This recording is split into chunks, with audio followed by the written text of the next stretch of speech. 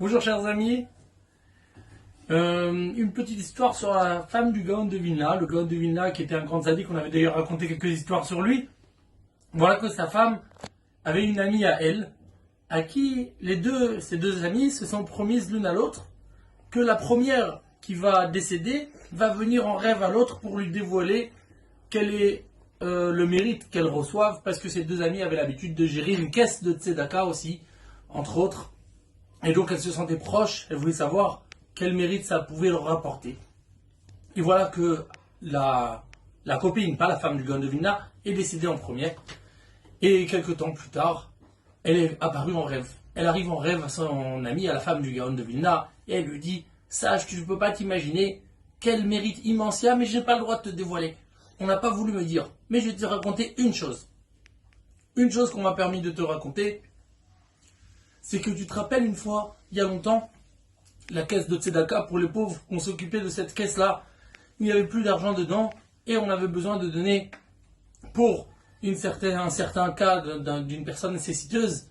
Alors on a décidé de faire une nouvelle collecte. On a fait un tour du quartier, et voilà qu'en chemin, je me suis rappelé, je me suis dit, il y a une personne, on a vu au loin une personne qui pouvait nous aider.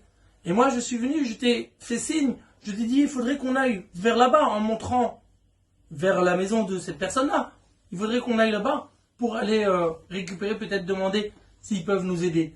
Alors sache que juste pour le geste, pas pour la mitzvah elle-même, juste pour le geste d'avoir pointé, alors que c'est même pas un geste qui est nécessaire, j'aurais pu te dire sans faire le geste, mais au final c'est un geste qui a participé à la mitzvah.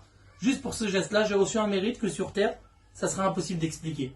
La joie, elle était tellement grande, tellement immense, le mérite est tellement immense qu'aucun profit sur terre ne pourra expliquer c'est quoi ce petit geste-là. Alors à plus forte raison, bien sûr, quand on fait des mitzvot qui sont pleines, on se remplit comme ça, avec rien que, voilà, on écoute les paroles de Torah, on participe, on regarde des livres, on écoute les shiurim, on va au tfilot, on répond amen aux brachot, on fait les mitzvot de manière générale, on récite les brachot, on aide les autres, on fait un sourire à son prochain. C'est sûr que c'est quelque chose qui amène un mérite immense, exceptionnel, et que c'est la plus belle bracha. On puisse tous avoir, Bezrat Hashem, un approchement d'un Kadosh Baruch Hu qui se fasse bien sûr par les mitzvot, les maasim tovim, avec une longue vie pleine de santé pour tout l'homme Israël.